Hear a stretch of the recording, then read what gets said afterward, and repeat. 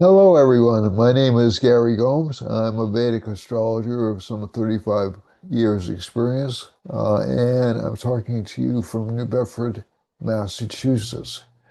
If you want to contact me for readings or just to talk, my phone number, or you can text me at this number, is 508-525-0001. Today we'll be talking about some world events. The We'll be discussing very briefly the assassination of Charlie Kirk, because to be honest with you, no matter how you feel politically about him, it's an important event. And we'll also be talking about your individual astrological signs and also about what's happening around the world. So the first thing I actually want to go to, and again, this is something which has been just, oh, by the way, if you want to email me, my apologies for interrupting myself. If you want to email me, my email is garygomesg@gmail.com. I also have some rather exciting news for me, maybe not for you, but for me, in that the site has, when I last checked, 992 subscribers. We're very close to 1,000, and I thank you all for sticking with me this far. It's been a very slow, steady crawl. I don't think of myself as being a very charismatic person, for better or for worse. And I also think I tend to do very long videos, which I know don't play that well on YouTube. So even given these defenses for slow growth, I appreciate you sticking with me thus far. I hope you continue to stick with me, and I hope we actually start to get like really good impact. It isn't even a matter. Uh, I can monetize at 1,000 subscribers, but I'm not going to get a lot of money from that. If I'm honest with you, there's not. That's really not even the point of it. It just gives a certain level of legitimacy, uh, if that's the correct term to use on YouTube. And so, like I said, well aware of my personal flaws, well aware that you stick with me even despite those personal flaws. And I appreciate each and every one of you. Yeah, we have a small but dedicated group, and we'll make it larger. And again, I will engage with you. If you disagree with me, I will talk with you online. Sometimes it takes me a couple of days to get back to you, but I do try to get back to you. So enough of that stuff, and we'll go straight to. Um, I want to look at Charlie's chart first of all, Charlie Kirk's chart first of all. Then I want to look at the time of the assassination and juxtapose the assassination attempt uh, and compare it to the United States chart. So I haven't pre-planned these, which is something you'll notice about me, and which sometimes makes uh, missions rather improvisational. I'm not wearing the right kind of a shirt for this today, so I'm just going to speak directly into the microphone. So let's go on with it there. So that's not a bug I'm eating, that's a microphone. So let's share the screen.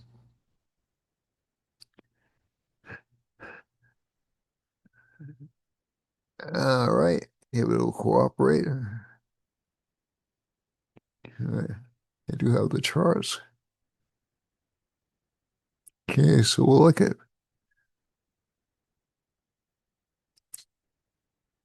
So this is Let me get out of there. It's not sharing, sorry.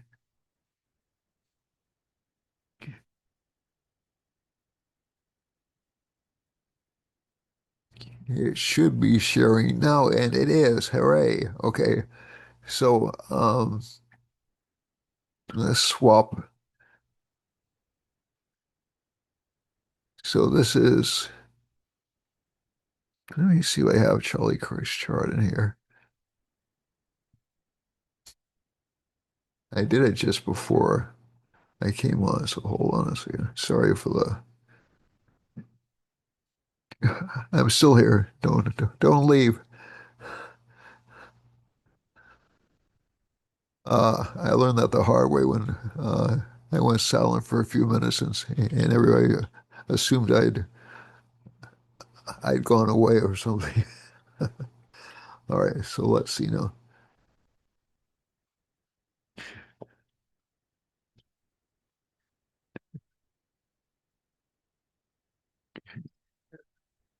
There he is. Okay.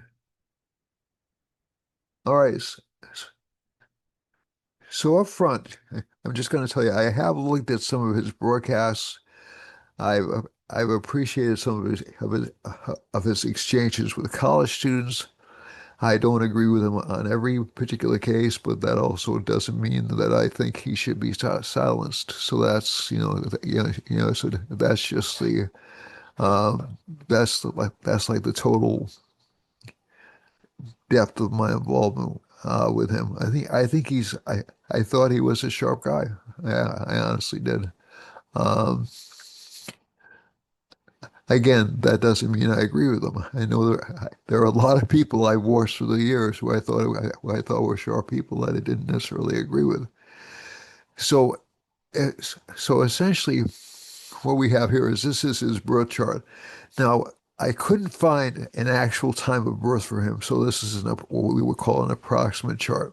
Okay, or we're using the sun and moon as alternate lagnas for his chart, and just to my mind, because there's an entire system that consists of using three lagna, or the sun, the moon, and the rising sign, is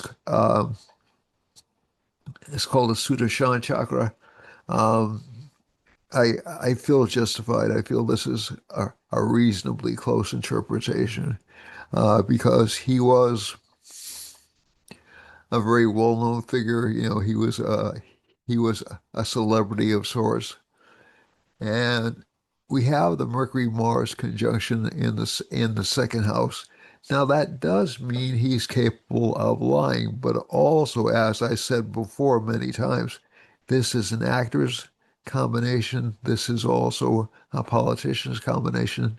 This is also a lawyer's combination. Okay? This is so when you see the Mercury-Mars, and he also has Jupiter, which essentially softens that just a little bit. It's very, very low degree, but it softens that just a little bit. His Venus is debilitated, so that would tend to mean he's very. Most people with debilitated Venuses, I've noticed, tend to be very, very critical. They tend to be very, very um, difficult to persuade, or they can be very difficult to um, convince. Okay, so, and that's from personal encounters with those individuals as well as charts I've looked at. Okay, so it doesn't necessarily mean because a person has a debilitated Venus, they're necessarily bad people. As a matter of fact, if you look carefully between these two signs, this is what's called a Parivartana Yoga. Venus is in the first house in Virgo, and Mercury is in the second house in Libra. So the Lord's Venus rules Libra, Mercury rules Virgo, and so you have an exchange of lords of the two signs. So that cancels out the debilitation to a certain extent. It doesn't eliminate it, but it can, but it makes it stronger. And again, He's going to be an aggressive arguer. Most people who are lawyers or media personalities would have to be aggressive to a certain extent. Um, Saturn's in the sixth house, so that so Saturn in the sixth house usually tends to give a person a lot of courage. Um, Mars in the second house can give mean speech, but also courageous speech. I have Mars in the second house. I don't think I'm a particularly mean person. Uh, you may disagree, but that's my assessment of myself. And so whenever you have these kinds of combinations, you have this is almost this is close to a Saraswati yoga, which is essentially an artistic yoga, but Venus has to be better placed. Um, and Saraswati is yoga for knowledge. But Kirk didn't go to higher education, didn't go, didn't do any of those things. He wasn't a a musician or a conventional artist, but um, he was in media. K2 in the ninth house can give a person like through media. K2, as a matter of fact, is my favorite media planet. Basically because in the old days it was connected with psychic communication. And what do we have nowadays? Well, we have these things where you can magically see me either through this channel or on TV or um, hear me. And it's like, uh, if we were to go back to, let's say, pre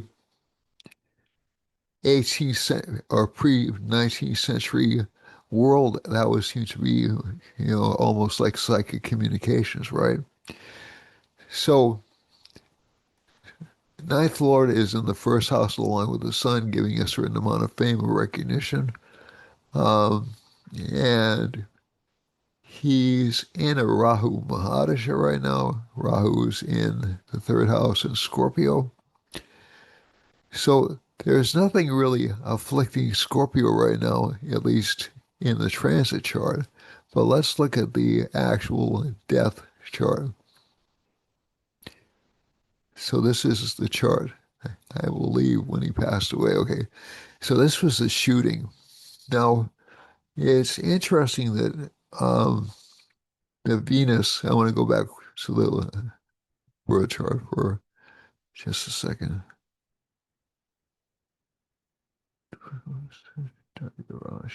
Okay.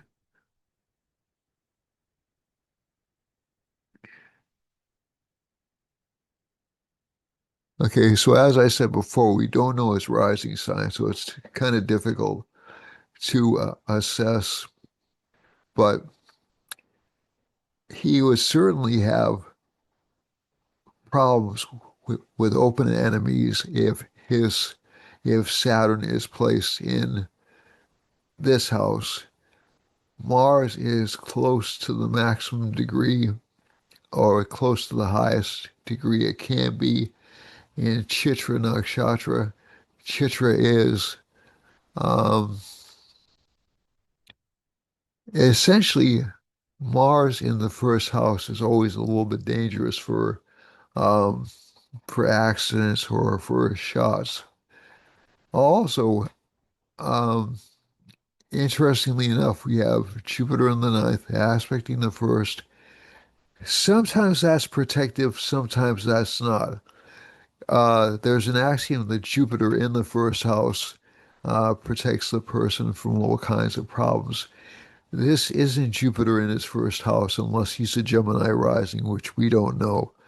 But basically, I've seen that aspect of Jupiter, which is a principle. So, in a lot of the old Vedic texts, they'll teach a principle um, saying it will eliminate 1,000 bad combinations in the chart. Um, what I've found is it gives a certain amount of luck to the individual. Um, So I have benefics. I'm just going to use myself as an example because I know myself and my chart pretty well. I have benefics in my first house. I was in several accidents when I was a kid, a- any several of which could have killed me flat out. Okay, and I'm not going to go into all the gory details right now, but I based around the time I was this summer between 10 and 11 years old. I I I'm truly mystified. I made it through that summer. I just had like one bad thing happen to me after another.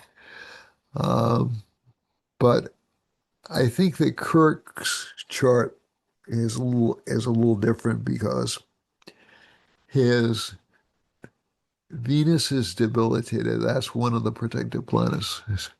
Uh, his Jupiter is in the second house, so Jupiter's not going to protect him. Okay, at least in the chart. And also we have this K2 Mercury almost right on top of each other. They're like within um basically they're within 1 degree of each other if you look at it carefully, right? Or close. Yeah, they are within 1 degree of each other. So this was sort of like um this was even though it happened after the eclipse, this was like what I would call a danger point in the eclipse cycle. Okay, that K2 Sun Mercury. No, I'm sorry, Mercury and K2 are not within 1 degree of each other. My apologies, but they are really close to each other. And K2 and the Sun are they're almost right on top of each other. That is a really dangerous combination. Um, I did have a friend of mine tell me that he got into a car accident on Thursday morning, and this is also similar. So it was hitting vulnerable points in your chart. In Kirk's chart, it was hitting the 12th house from his rising sign or from his sun sign and moon sign. That's danger. That means a person can be taken away. K2 in the 12th house doesn't always cause that kind of an effect, but it can cause uh, a life-threatening event. Now, the other thing is he would have friends over here, but the other interesting thing is the reaction I saw after the death. So some people were genuinely heartbroken. Some people were angry. Some people were um, a great many people were angry. A great many people were um,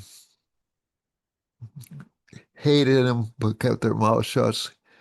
And a lot of people, we don't have any percentages. A lot of people celebrated the death online. So this is the Rahu in the sixth house of enemies, that celebration of the death. And also the Mercury K2 combination is also um, giving the urge to make him into a saint or a martyr. Okay. So I'm not saying which of those positions I agree with. I'm giving you astrological reasons for why this is happening. Okay. So I just want to be clear about that. That's what's causing the phenomena. I'm not taking moral sides. Um, I'm not really, and like I said, um, it's something which is interesting from an astrological perspective. Okay. So, and also, by the way, there were demonstrations. I saw demonstrations in England, um, memorials in England going out for Charlie Kirk. I don't know about other parts of the world, but I know they were occurring in England. And we're going to talk about this in a second. England's just kind of a mess right now. Um, but so are a lot of countries, and we'll talk about that in a few minutes. So let's go over here to the U.S. chart. So essentially, you, you know me, I try not to take sides in these things. I'm trying to explain it from a, do I have my own opinion? Yeah, of course I do. I'm a human being. But again, I find that when we let our own judgments get in the way of the analysis, we often predict incorrectly. And that's what I've tried to avoid. Okay, so this chart, so all right, so this is the U.S. chart right now. Now this is interesting because we have there's a Mars. Mars is right on top of Saturn in the U.S. chart, and if we look at people who are celebrities or are saints or enemies, so the house of enemies is the sixth house. That's Venus. It's placed in the seventh along with Jupiter. Jupiter and Venus do not get along in Vedic astrology. Jupiter dislikes Venus. Venus is neutral to Jupiter to be, so that's the way um, the conditions work. And um, so so essentially what we had was Saturn is in the sign is the United States is in what's called a 7.5 year period of Saturn. That will probably give us a few more deaths over the next couple of years. I hope I'm wrong about that. Okay, I really, really hope I'm wrong about that. But like I've said many times before, and actually I've heard several newscasters and several politicians echoing this. This is like the early 70s in the United States. But the astrological combinations are so close that I can't ignore them. And you, for those of you who weren't around at that time, there was the parallels were stunning. Okay, so you had a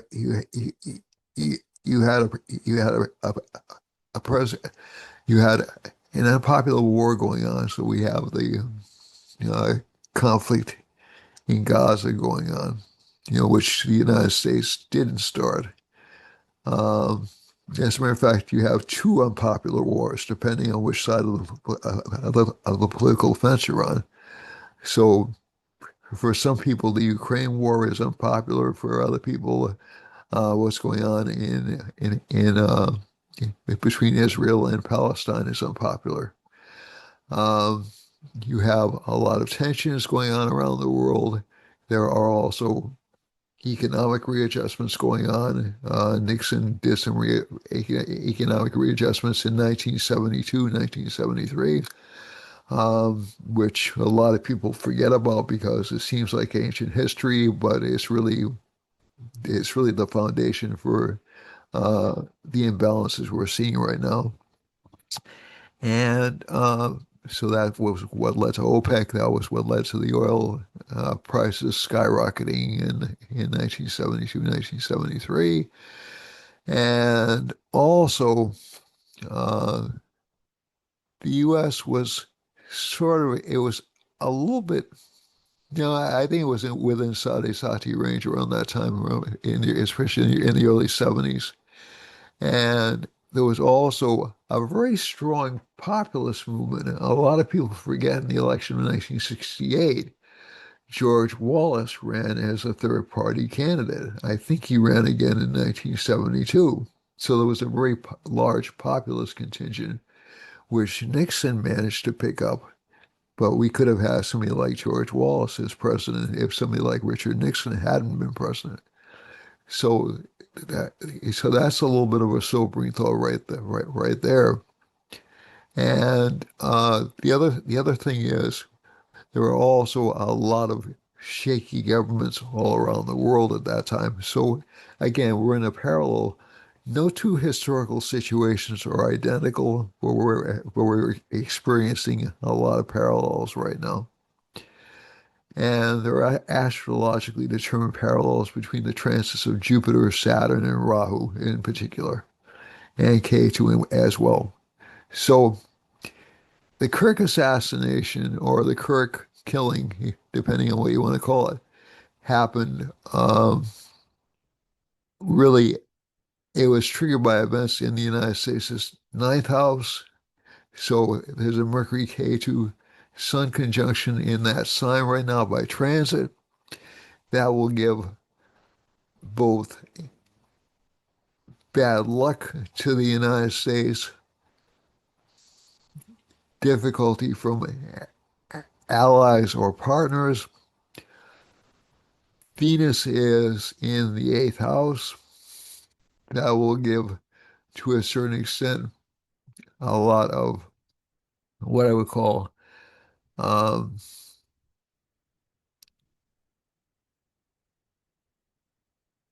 an eagerness for coverage. Um, one of the interesting phenomena that I've seen in this event is that people are actively, um, and again, as I said before, as I've said many times, we're living in an actively propagandistic culture. So some people are using it. Some people have lost their jobs over how they've been handling this. But there have been people fired from jobs for the way they've been handling this. There have been threats against institutions, um, and there have been some calls for a civil war. The governor of Utah mentioned that, and so do I think that's going to happen? Uh, Probably not, but it's going to hit kind of a boiling point around March of 2026. And I'm just worried about this particular K2 subperiod because K2's kind of a it's a wacky planet. It does things. It encouraged violence to a certain extent in the late 60s. That was a K2 Mahadasha we were in then, not a Rahu, but the nodal Mahadashas share traits. They're not so so the idea that Rahu is all about materialism and K2 is all about spirituality is an oversimplification of their particular roles. They're both about disruption. They're both about, so K2 will essentially attack the sun, Rahu will attack the moon. So we're seeing signs of psychological derangement right now. We have Rahu in the same sign with the moon. So that's what's causing that. And we're seeing signs of the idea of either overthrowing or engaging in civil war. That's K2 in the ninth house. All right. And one of the things that I want to point out is that as of last week, there were um, domestic outbreaks of violence in England, also in there were protests in France, there were protests, I believe, in Germany.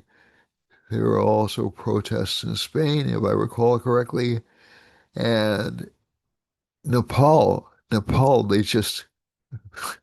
they demolished their government. I encourage you to look up details. So Nepal is one of those countries we don't pay that much attention to because it's not on the United States national radar. But basically they just threw their government out, essentially. And they're chasing, so any ministers who haven't left the country are being essentially attacked on the streets, and it's pretty ugly. But the conditions, from what I heard about the conditions leading up to this, a lot of the leaders in Nepal were just trying to think of a good way to put it. They were draining the treasuries to pay for luxury vacations and a whole bunch of other things. Uh, and they were essentially flaunting it. They weren't even trying to masquerade it, and it was just interesting that um, so the populace just got fed up and said, "Well, that's it. We've had it." And the prime minister resigned. The prime minister in Japan resigned. Okay, so I told you there were going to be resignations, political upheavals, between these two eclipse cycles.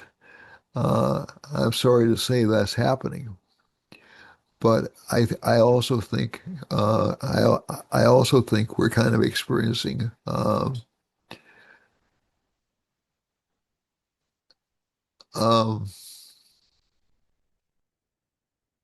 conditions which seem to be getting out of hand for a lot of countries. Um, they're not happy with their government. They can't see any way their government is helping them. Um, and I'm not saying the situation is as dire in the United States as it is around the world, but at the same time, um, the ratio or the differential in earnings in the United States has continued to separate for the past, and it isn't recent. It didn't start with the Republican presidencies. Okay, it started actually in the late 1960s and continued from there. Okay, so a lot of these things are now, does that mean we're going to have the same situation happen in the United States? I don't think so. But again, it is kind of a dangerous time for almost any dominant political force.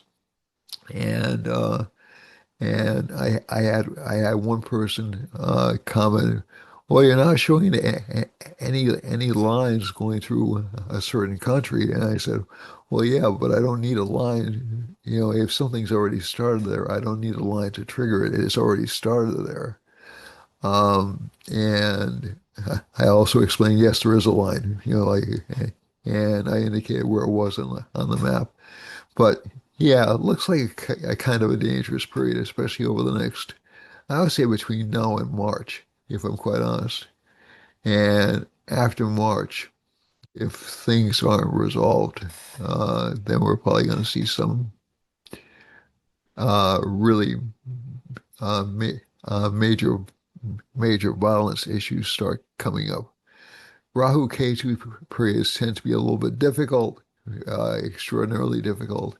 And if you believe in this map, as I do, I believe this is a correct utilization of Vimshottari Mahadasha or Vimshottari Mahadasha, we're going to have some trouble next year. Okay, so just keep that in mind. I'm not saying that to scare anybody. And it's been my experience that most people aren't touched by these things where they live. But let's say large cities, political assassinations, those kinds of things. Yeah, that's probably likely over the next year and a half. Does that mean the president will be taken out? Yeah, I tend to think Trump's got kind of um, he's not Superman. He can be killed certainly, but there are certain combinations in his chart which make it difficult for me to see him being taken out. But we'll see what happens. Um, and the and the major thing that the major thing that I'm looking at in Trump's chart is that even though he's in a major planetary period of a planet which is sitting in the second house of death, it's not really,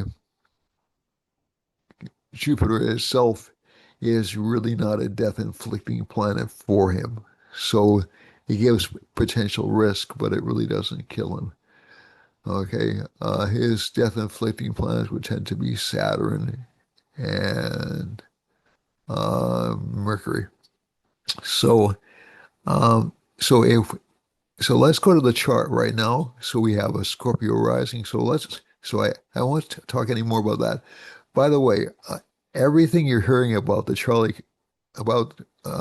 Kirk's assassin's background, put it on hold for a little while because um, mainly because over the past few days we've had Saturn aspecting the moon. You're going to get a lot of um, bad information when Saturn aspects the moon. Okay, just to keep in mind. So there'll be a lot of errors made, a lot of mistakes made. Um, apparently the bullet casings story was uh, not checked out or not verified, although some people are still mentioning it. Also, the idea that he was a MAGA supporter seems to be wrong at the very least. Um, so, but again, who knows at this point? You know, he's not opening up. Uh, we're getting like secondhand and third-hand reports about this guy. So just, uh, I, we're not going to know for sure, I don't think, or for sure about anything until tomorrow or even the middle of next week. Okay?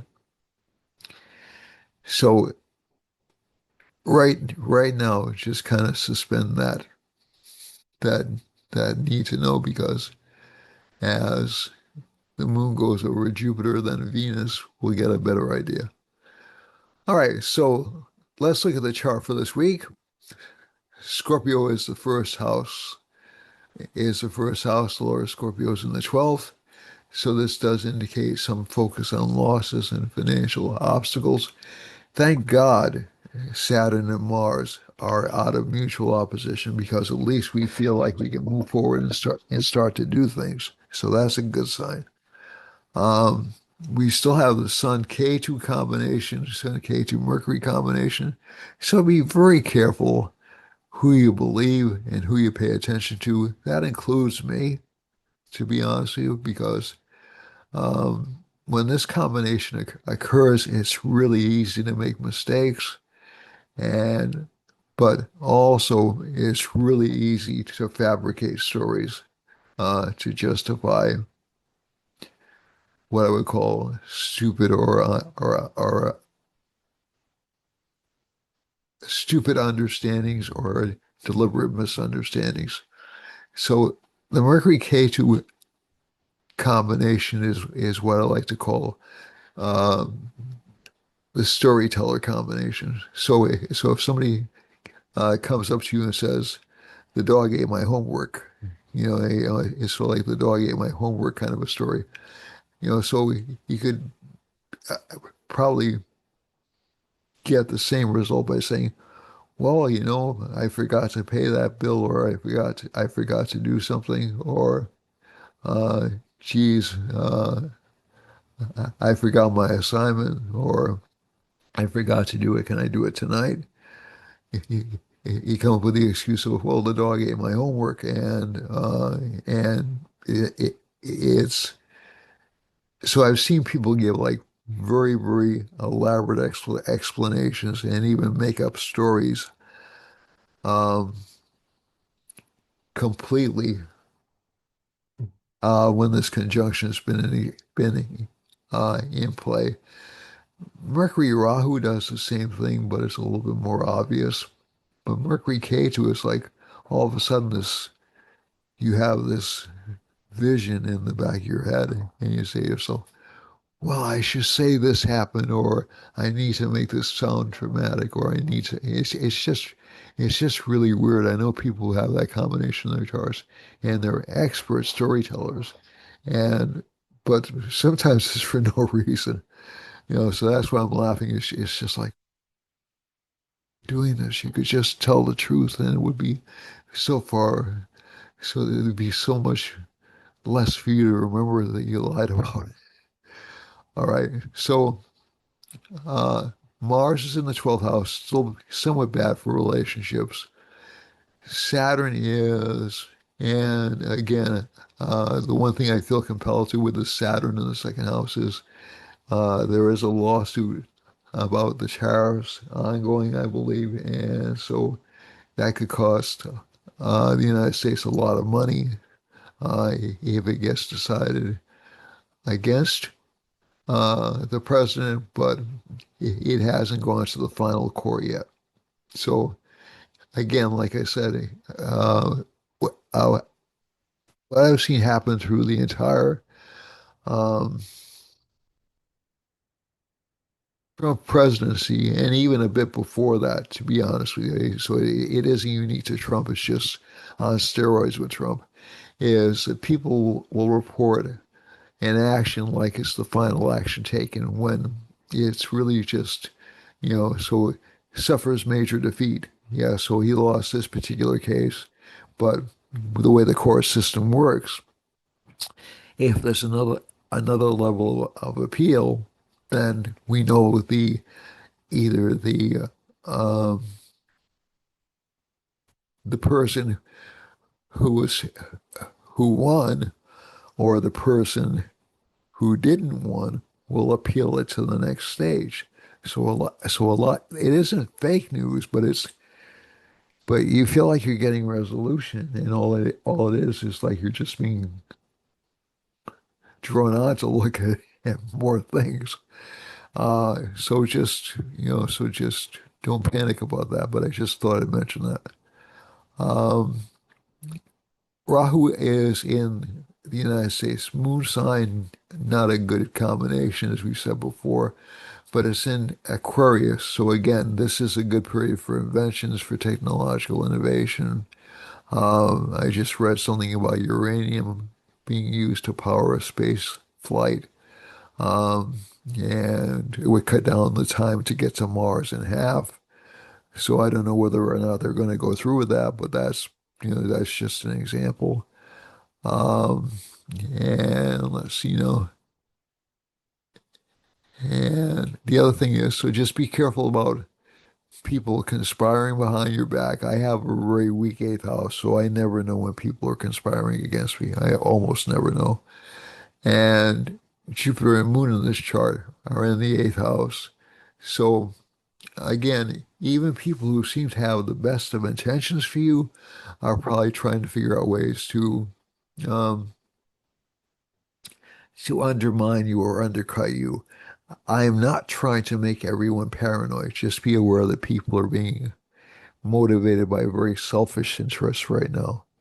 Venus is in Cancer. It's almost out. It'll be in Leo pretty soon. But Mercury will be in Virgo, so we'll be a lot sharper within about one day. Okay. Venus will be in Leo, will feel more prosperous, but also a bit more careful about money for about 1 month, and we'll actually have some unexpected gains. Venus has been very weak over the past week, and usually when Venus is weak, people aren't very nice or very compassionate or very kind. Jupiter's marginally weak. It's at 25 degrees, 57 minutes. So it's within the last 6 degrees of the sign. So that's not really a strong Jupiter, but we know Jupiter's going to go retrograde later on. So that's not something that's a permanent feature. But the two best benefics, actually the three best benefics right now are fairly weak. You'll see some gathering strength for Venus over the next 10 days and some gathering strength for Mercury over the next 10 days as well. Venus really won't run into any upsets in terms of cash flow or things like that, really until about 20 days from now. Okay? So you actually should see improvement in cash flow just in general. But again, be very careful about partnerships. Be very careful about relationship matters. This isn't a bad combination, but and also be careful about friends because Saturn is still aspecting the 11th house. So friends may not be all that nice to you. If I'm talking, so let's go to the individual signs because I think I took up a lot more time than I wanted to on the Charlie Kirk thing. But I did want to bring your attention to the fact that the United States is not the only country. As a matter of fact, there are um, protests going on in Brazil about the jailing of I think it's Bolsonaro is his name, the guy who was the former president of Brazil and the current president threw him in jail. And so there are demonstrations going on about that right now in Brazil. So, like I said, it's pretty much worldwide. It isn't just happening in the United States. Canada still has its share of problems. France um, is really in trouble financially, like massively in trouble financially. Let's see now. So, um, yeah, so like I said, it isn't just the United States that's going through this kind of polarization. It's happening worldwide. It happened more slowly in other countries, perhaps, than it did in the United States, it's but it's been building for years in quite a few countries. So, in terms of your individual charts, let's go to Aries. For Aries, Aries has Mars in the seventh house, so this will um, make this sign more sexual, more interested in relationships. Wouldn't be a good time to start a relationship for this sign, but it can increase fights with relationship partners or arguments. But also, it can also make this sign more partnership oriented. And Moon and Jupiter, it'll be more polite, more substantial, so it may blow up quickly, then all of a sudden um, move backwards a little bit. And again, keep in mind, Mars also just enters sign, so we have a lot of what I would call weak planets. Sun isn't particularly strong. Mercury isn't particularly strong. Ketu and Rahu aren't even particularly strong. Saturn's, so all the planets are like, except for, let me just see now, are there any exceptions? No, all planets are within 6 degrees of the end of a sign right now. So this is kind of a transition week for everybody. Okay. So so so essentially when planets enter, so there are essentially um, five five stages of strength for a planet in Vedic astrology. And if a planet's in either the early six degrees or the last 6 degrees of a sign, it's considered weak, either infant or old age. Both indicate feeble conditions. Okay, so if you're going with the um, I'm trying to remember the sequence now, but essentially all the planets, Jupiter, Sun, Mercury, Mars, Saturn, are all weak right now. Sun's about the strongest. If you look at the Shambhala strength, Sun's about the strongest because it's in its own sign. That's the only thing that saves the Sun from being a fairly weak planet. So so essentially that this does indicate kind of a shift over the next couple of weeks, over the next few days, actually, within about a week. So, but that this combination over here, Venus is in the fourth house, so there'll be more focus um, on home life and also more focus on children, especially if children have been behaving badly or acting badly. There'll be some improvement and some calming down of relationships over the next week. Rahu's in the 11th house, so does give short-term gains, but again, this sign has to be careful about expenditures. For Taurus, so that's for April 15th to May 16th. For Taurus, Taurus has its Lord Venus in the third house. So again, it's going to be rather polite, but it is being aspected by Saturn, which will make the sign a little bit depressed, maybe a little bit unhappy. It can't do everything it wants to do financially. Moon and Jupiter are in the second house, and I think that particular combination is good for acquisition of wealth. But again, it's a little bit um, the the sign itself isn't happy, if I'm honest. Venus is in the third house.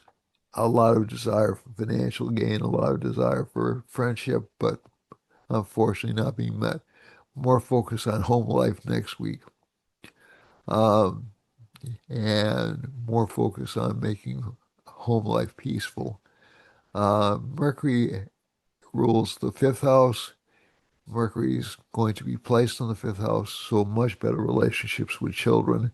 Children will seem to, and also good luck coming from previous engagements or investments.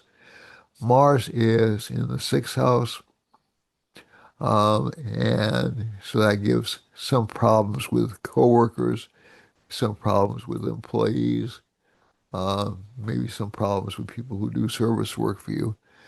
Saturn is in the 11th house, so again, gains, but very slowly. Rahu's in the 10th house. Work isn't satisfying, but it's okay for the time being. Just don't feel the rush or to change jobs. Moon and Jupiter are in the first house so that's May 15th to June 16th. June 16th, roughly to July 15th, is Gemini, or else Gemini Moon or Gemini Rising. That's using the sidereal or star-based zodiac that we use in Vedic astrology, or I would say around 99% of us use in Vedic astrology. There is a small contingent that use the tropical zodiac in Indian astrology. Um, Gemini has Moon and Jupiter in it, so good for financial gains, good for career life, good for relationship life for this sign. Increased potential for financial growth, increased potential for generating wishes or generating fulfillment of wishes, especially towards the end of the week. Mercury's in the fourth house, should calm down uh, family life quite a bit. Mars is in the fifth house. There'll still be some fights or arguments with children, but at least children won't seem to be like totally wacky or out of control uh, starting this week. But again, and there's some hope they'll engage in more logical behavior. Uh, Jupiter's in the seventh house. Relationship life actually starts to improve for this particular sign. Rahu's in the ninth house. We have some gains through technology, and Saturn being in the 10th house, we have a lot of work for the sign, but slow progress, very slow. And it'll continue to be slow until around late November, I'm sorry to say. But you will see some improvement financially. For Cancer, Cancer is July 15th through August 15th. And Venus will be leaving the first house, I'm sorry, will be leaving the first house and entering the second house. So that should give some potential for career growth for this sign, financial improvement. And also, if you have this particular chart, the Aruda Lagna is in the second house. So there'll be a lot of focus on fulfilling your desires and ambitions. Mars is in the fourth house. Again, some problems with relationship partners. It won't seem to be as calm as you would like it to be in relationship life. Not a good time for new relationships. Let's see now. K2 and Sun and Mercury. So good for financial growth. Um, And we have Rahu in the eighth house. So there are people conspiring against you, but it's really just your fear that's fueling their success. Uh, in some ways, this is almost a form of psychological warfare. If somebody's playing on you, they're telling you you have bad luck or your reputation is damaged, those kinds of things. It's not real, but it makes you think it's real. So that can, so unless you can pull in and draw some strength to yourself, either through worship or through self-belief or through whatever mechanism you can employ, you'll sort of feel like you're alone or abandoned and maybe even cursed at times. But that's something you can overcome either through willpower or through worship if you want to take that particular route. Saturn is in 10th house, is in the ninth house. So again, it indicates slow progress, but some progress being made. And career life will improve a lot over the next 2 months. Moon and Jupiter are in the 12th house. Again, that's good for saving money and for financial success from overseas. For Leo, we have Sun in the first house. So the Sun K2 conjunction is difficult for people's prestige or status, but it's also in conjunction with the Lord of the second and 11th houses. So that does give a kind of a powerful Dana yoga to this particular chart because of K2 being there. So we'll give unexpected sources of income. Mars is in the third house, gives a great deal of courage to the sign. Rahu's in the seventh house. This is will give some problems in relationship life, which is probably going to give for about another year. And what I mean by that is relationship partner will start to outshine you a little bit, but will also be very difficult to keep happy or to keep contented. Saturn's in the eighth house. Again, you have um, a lot of people who are either traditionalists or don't like authority, just kind of attacking you. That's going to be the case for the next couple of years. Uh, Jupiter's in the 11th house of gains along with the moon. So actually you should see some good financial gains and some good potential for earnings increase over the next week. For Virgo, this is so Leo is again August 15th to September 15th. For Virgo, that's September 15th to October 15th. We have no planets in that sign right now, but Mercury will be in that sign shortly. That should give a good opportunity for education and career life. Um, K2 and Sun are in the 12th house, at least temporarily, so you'll see some unexpected expenses happening, especially connected with the government. Mars is in the second house. It makes this sign a little bit angrier than usual, but a little bit more susceptible to getting into bad relationships. So just be a little bit careful about that. Rahu is in the sixth house, so there will seem to be obstacles in finding daily work or regular work. Saturn is in the seventh house, so this actually means this sign can assume a position of authority. Moon and Jupiter are in the 10th house. Good for career, but also really, really good for educational advancement. And Venus is in the 11th, about to go into the 12th. So you should find some way to save money over the next few months. Okay? For Libra, this would be October 15th through September 15th. Also, a special word of um, caution to Virgos, um, just because of this combination in the 12th house. Be very careful traveling, be very careful driving. Okay. It's just You don't have to be paranoid, but just be aware that people on the road are not going to be paying attention. Okay? So for Libras, let's get back to Libras. Libras have the Lord of the seventh house in the first house, so that indicates an increased interest in relationship life or an increased interest in aligning with the new relationship partners. Not really a good time to do it, if I'm honest, not for like about another 4 months or so, but um, I wouldn't get involved in anything other than a dating arrangement right about now. I wouldn't be looking for a long-term commitment. Um, Rahu is in the fifth house. This is interesting because a lot of this planet's creativity is focused on the unusual or the innovative or the new. So there's this strong interest in new things, and actually focusing on new things brings the sign a lot of luck.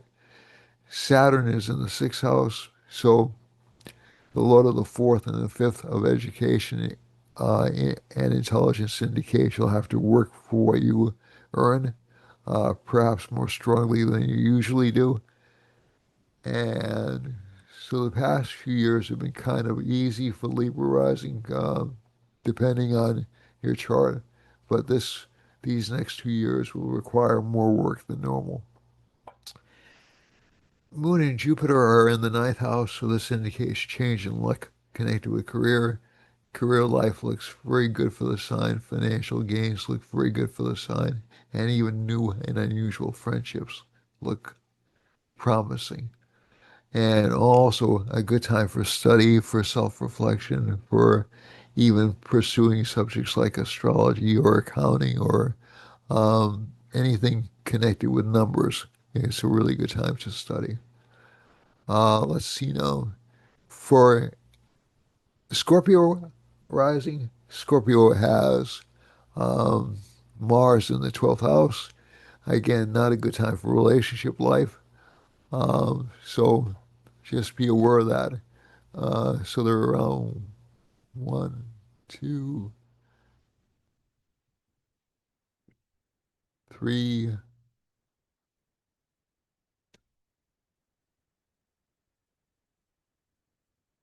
4, 5.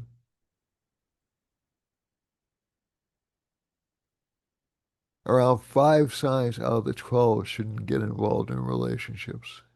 At least 5 to 6. Um, this over the next couple of months. So to just be warned. Um, so Scorpio has it, it is good though for financial growth, at least from this chart, and there'll be a strong desire for education or for recognition for the sign, as work life will not generate that. But it is somewhat good for financial growth over the next few weeks from unexpected sources, and also career life. You'll actually find yourself enjoying career even if you're not getting recognized in career. And I think you will get some recognition over the next month or so, and also some financial improvement. Maybe a lot of part-time jobs coming in because of Mercury coming into the 11th house.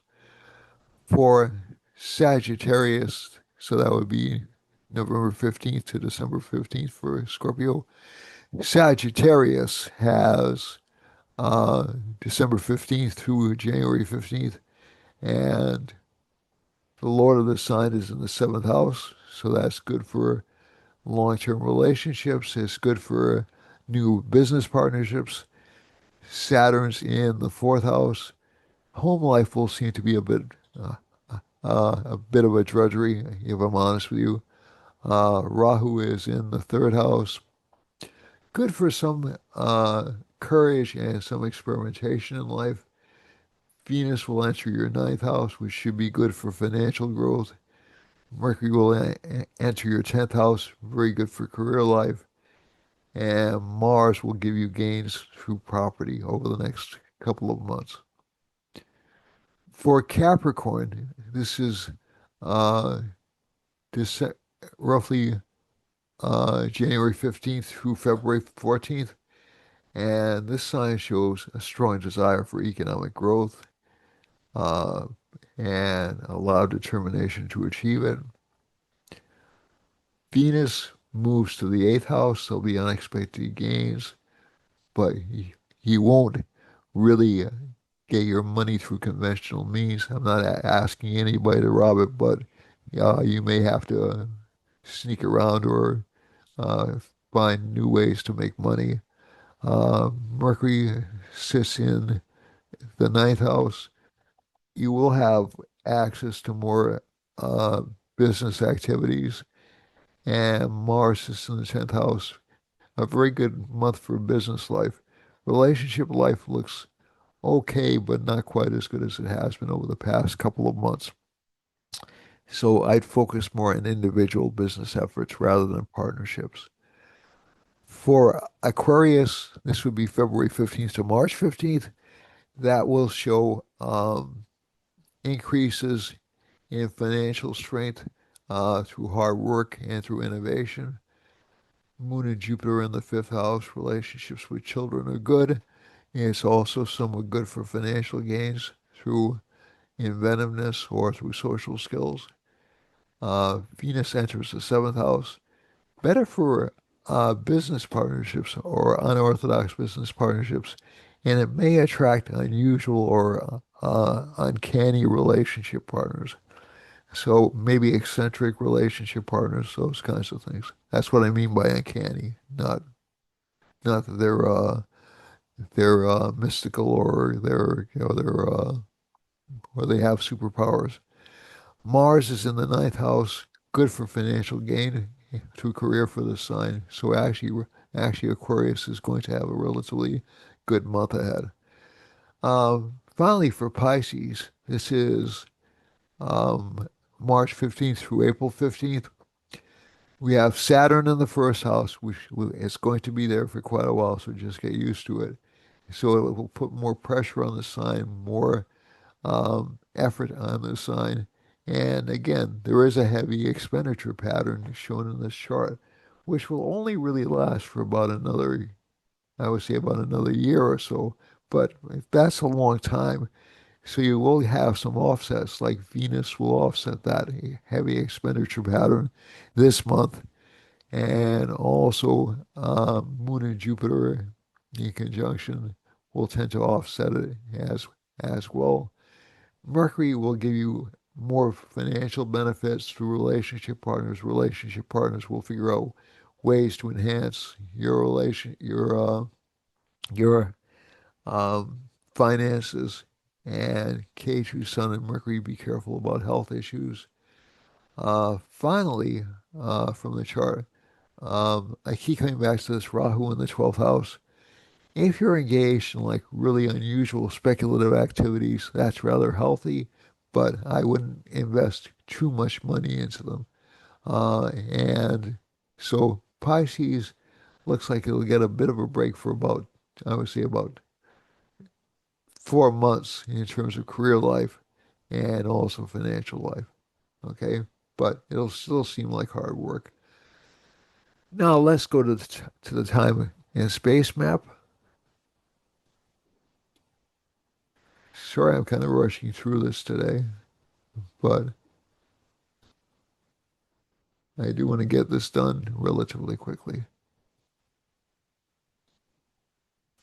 All right, so we have a lot of lines passing over Alaska. So I know there have been some flooding in Alaska. Um, so that's a moon line, Rahu line, maybe even some panic connected with that. Some panic, some panic or some future events in the Hawaiian Islands. They're not in our radar a lot, on our radar a lot, to be honest with you, just because we're more focused on this part of the country over here right now. But I think you'll be seeing a lot more news coming about financial difficulties in Hawaii and even some fear in Hawaii coming through, and even fear in Alaska coming through. Um, Probably because of natural events, because of Mercury going through there. And I hope I'm wrong about that. I hope Hawaii is peaceful and Alaska is peaceful.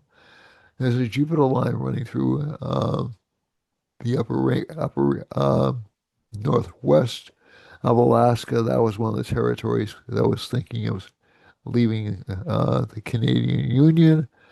Not British Columbia, but uh, or not Vancouver, excuse me, but this part of the country. And so let's look at that. So that means more legal maneuverings. Mars is passing up through Northern California, um, Oregon, and Washington State, and it's in the middle of Alaska.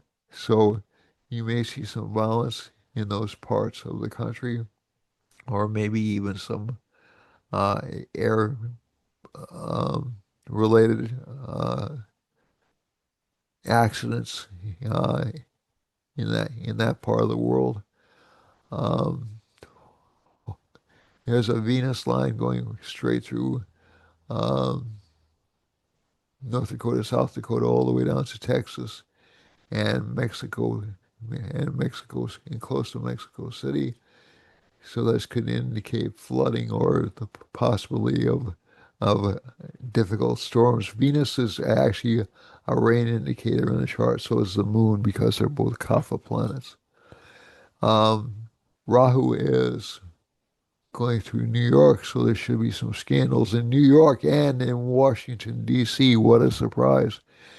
And down by the Virgin Islands and down into Cuba and down into Venezuela. And so there is some potential for U.S. involvement in Venezuela. There is some potential for Venezuelan involvement in Guyana or Guyana. And this is shown by this cluster of lines.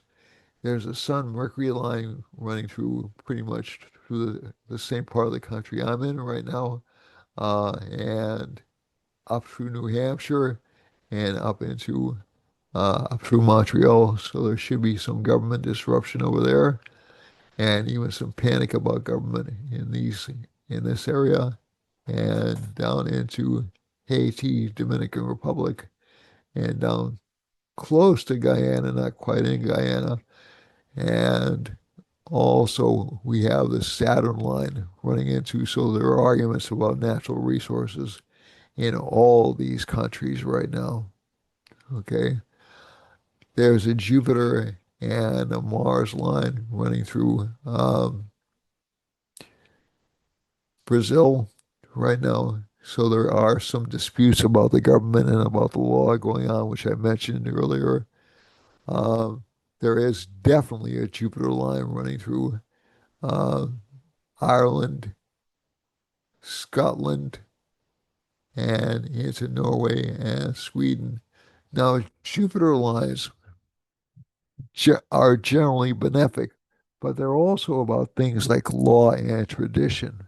So, a lot of what we're seeing happening in England right now is based around law and tradition. So, there's a lot of disputes about how certain groups are being treated in England and whether or not England's traditions are being abandoned. And so that makes perfect sense in terms of this line being so close to England. There's a Venus line running up through here in France. France and Spain are encircled by Jupiter and Venus. So the idea of fairness in these countries is very strong right now. And that's also going up into Germany, and it's encompassing most of Scandinavia. Um, and we have um, lines going through let me see now, this is Algeria, I believe. Is this Libya? I'm getting confused now. My apologies. But yeah, let me look. Hold on a second. I'm gonna cheat. Occasionally I need to cheat about Africa.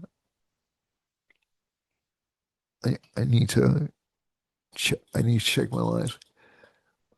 Well, since both large sections of Africa are being covered, this Venus line going up through here is about the equitable distribution of resources.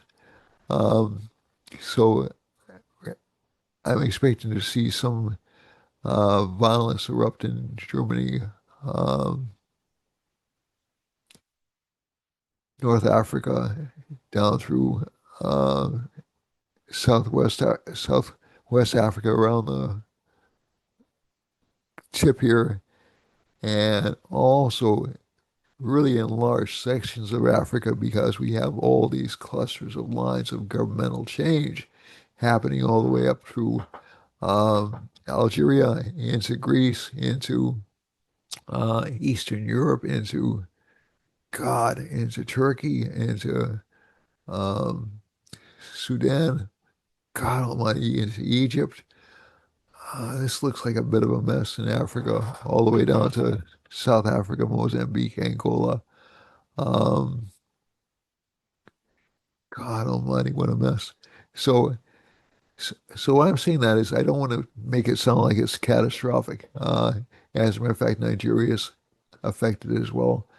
But a lot of these countries, again, because we're in the United States and because we only really cover the United States and Europe in large part in our news sources, we'll cover some countries if there's like a really outstanding issue happening there. But we don't get consistent coverage unless you go to other news sources.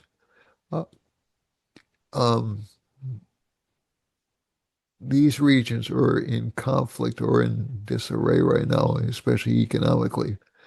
And there's a Mars line running through Saudi Arabia down into oh God, what's the name of that country? It's not Oman. It's the country next to Oman. I'm sorry, folks. And yeah, so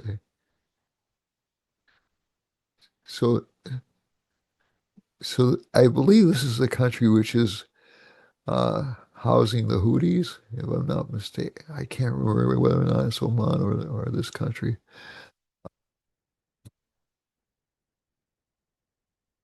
So, so this region, there was an air attack there just recently.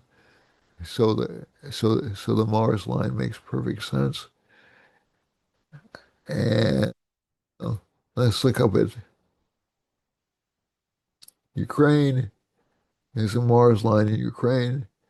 There's another Jupiter line heading a little closer to Moscow. Ukraine still looks, to me, at least from this map, to be in worse shape than Russia does. But uh, I'm hearing reports there have been counterstrikes on Russia. Uh, and moon is passing over China, Japan, and there's a Venus line running over India. There are major political shifts occurring in India right now. The United States has India and China on its tariff list because it wants to impose greater sanctions on Russia. And this has to do with fluids. The moon obviously has to do with fluids and trade. Venus is involved with trade, so that would make sense. Um, there's a Jupiter line running finally through Australia, all the way down to New Zealand. So again, there are going to be some shifts in governance in those countries. And we have a Rahu line running through. Um, I know I'm missing something. Hold on a second. There's a moon line running through Vietnam, um, Indonesia, and Australia. So there'll be some trade issues with those countries. Also, some serious rainfall in this region. And I forgot to mention Iran. There is a Mars line which is close to Iran, but it's closer to Israel. And There's a Jupiter line in Iran. So Iran may be left alone for a little while. I'm not sure about that because these lines are awfully close together. Um, so thank God at least Pakistan and Afghanistan aren't being hit by any planets lately. But again, that doesn't mean nothing's happening there. It just means where the planets are most active. And so I'm just going over to China. China's having major problems with the yeah, it's slowly coming out of its economic slump, but if it gets hit with more restrictions or more penalties or more um, or if Russia gets hit with more sanctions, um, these three countries will have some problems. It doesn't mean it will be limited to those three countries, but it's fairly obvious that that's the direction that things are heading in right now. And there's a Jupiter line heading over Indonesia and a Mars line heading over Japan. So Mars uh, government is in transition. We know that already with the Prime Minister resigning. So that's about it for the world map. It doesn't look like a very good world map, does it? But there is some hope we'll see some improvement next week, especially towards the end of next week, the following week, because we'll have planets closer to the middle of signs where they'll be stronger. Okay, especially Mercury and Venus. So that's it for me for this week. I want to thank you all for watching. It's been my extraordinary pleasure to be here with you. I hope I haven't been too boring, and I hope I've at least managed to keep your interest. And God bless you all. Everybody, please stay calm. Uh, you know, I, I think the worst thing we can do right now is panic and look at the worst possible case scenario. Because if you start doing that, then you make certain outcomes inevitable. And there's nothing inevitable about an outcome. Yeah. What was the old expression? There are only th two things in life that are certain, right? So just hang in there, don't panic, and I'll see you next week. Thank you very much for watching. I love you all, and thank you very much for being loyal subscribers, for helping the channel get as far as it has. I appreciate and love each and every one of you. Thank you so much for watching, and namaste. Have a great week. Every obstacle is an opportunity. Remember that always. Bye.